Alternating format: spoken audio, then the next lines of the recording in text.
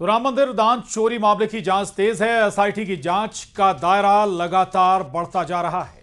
आरोपियों पर शिकंजा कसा जा रहा है, पूछताछ भी जारी है और छापेमारी भी हो रही है। इस बीच बयानों का शोर भी गूंज रहा है।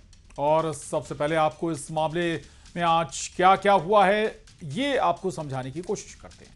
तो देखिए, राम मंदिर परिसर में बैंक कर्मियों से एसआईटी ने पूछताछ की है। व्हील चेयर चलाने वालों से भी एसआईटी की टीम ने पूछताछ की है। व्हीलचेयर चलाने वालों के नाम, कई संपत्ति होने के शक भी हैं एसआईटी को। इसके अलावा 13 घंटे की पुलिस रिमांड पर आरोपी अविनाश शुक्ला को लिया गया है। अविनाश शुक्ला के मोबाइल चैट से कई अहम सुराग मिले हैं। अविनाश शुक्ला की एक गाड़ी को पुलिस तलाश रही है और गाड़ी से भी कई गबन के अहम राज जुड़े होंगे।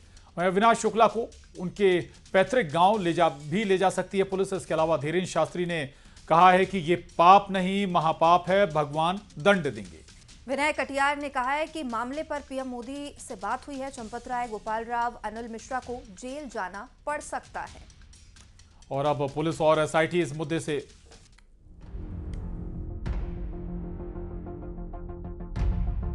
राम मंदिर चंदा चोरी मामले की जांच लगातार तेज होती जा रही है। 15 दिन की जांच को और बढ़ाते हुए एसआईटी एक बार फिर मंदिर परिसर पहुंची, जहां बैंक कर्मचारियों और परिसर में व्हील चेयर चलाने वाले कर्मचारियों से पूछताछ की।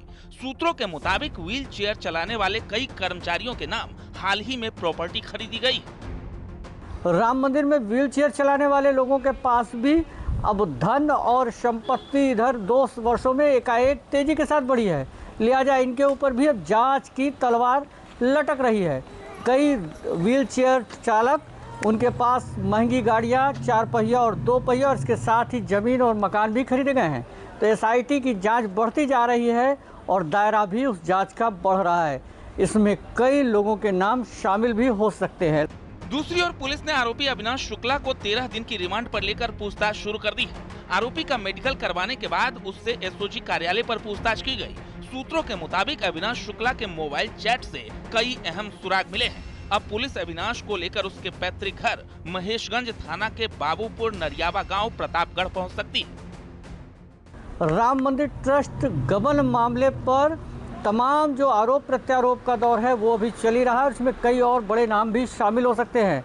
सूत्रों की माने तो मोबाइल चैट से कई लोगों के नाम सामने आए हैं। अविनाश शुक्ला से जुड़ी एक कार भी जांच के दायरे में है। बताया जा रहा है कि 2 दिन पहले अविनाश के घर पर एक कार दिखी थी।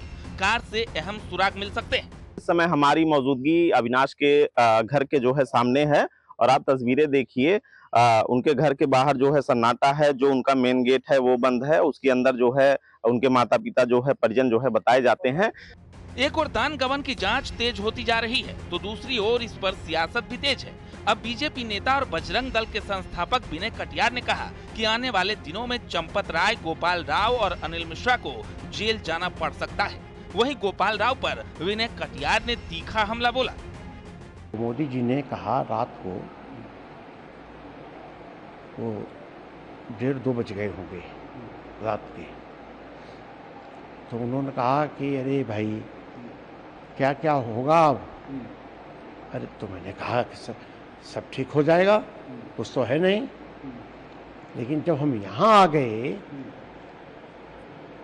तो उसमें देखा चंपत राय भी है, गोपाल राव भी है, ये सब जितने हैं ये, हाँ, अनिल मिश्रा हैं।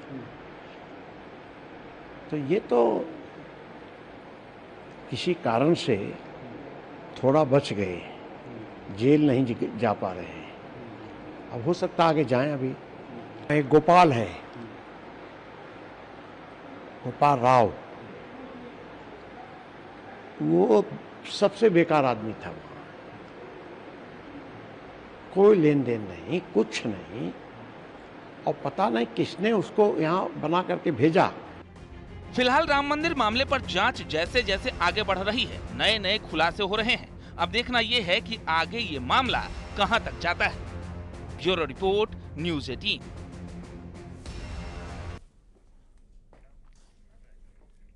तो राम मंदिर चढ़ावा चोरी पर आरएसएस का पहला बयान सामने आया। आरएसएस सर कार्यवाह दत्तात्रेय होसबोले का बयान सामने आया है।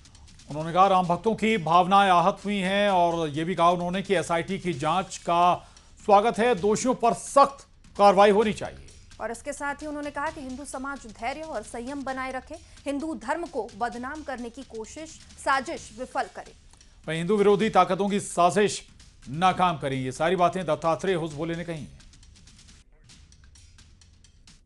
भूमि पर निर्मित भव्य मंदिर पीढ़ियों के संघर्ष और करोड़ों राम भक्तों के समर्पण, त्याग एवं बलिदान के कारण संपूर्ण हिंदू समाज के लिए श्रद्धा, आस्था और भक्ति का केंद्र बना है।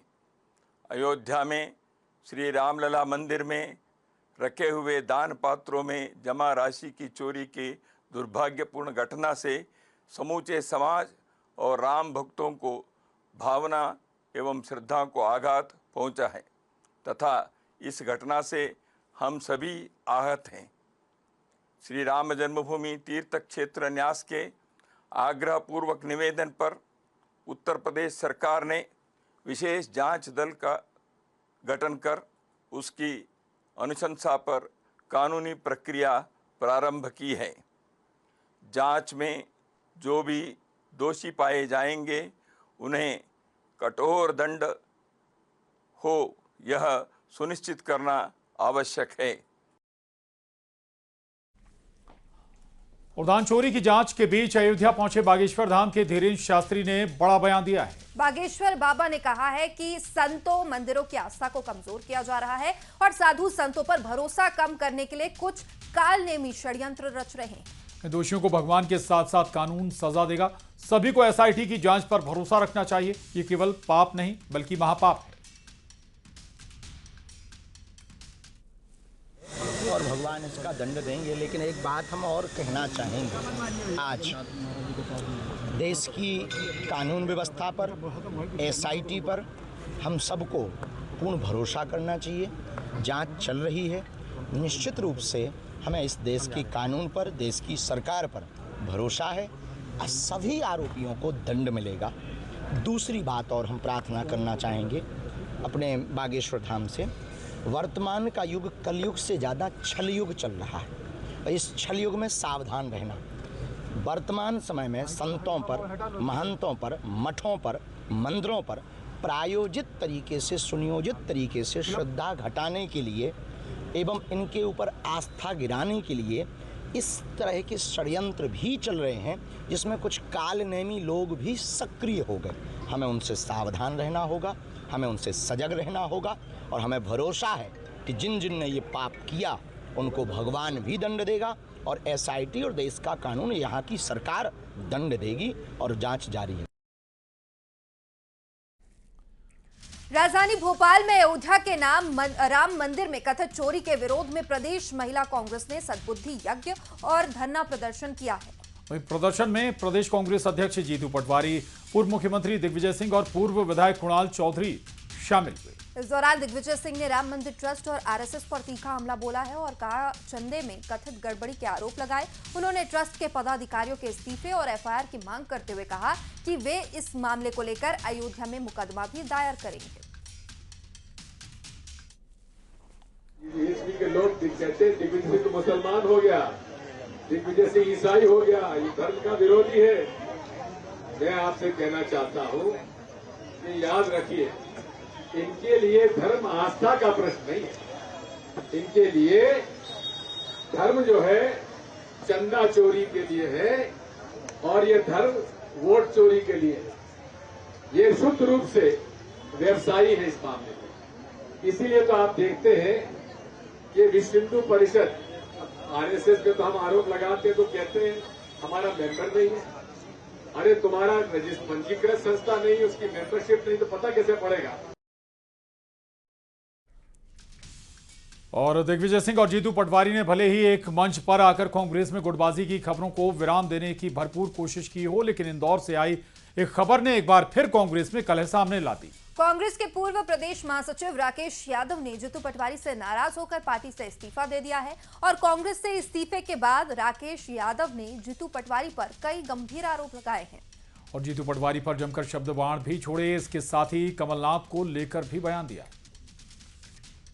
तो आइए आपको बताते हैं राकेश यादव ने कांग्रेस से इस्तीफा देते हुए जीतू पटवारी के खिलाफ कैसे शब्द बाण छोड़े हैं। और बता दें आपको राकेश यादव के क्या आरोप हैं ये आपको बता देते हैं।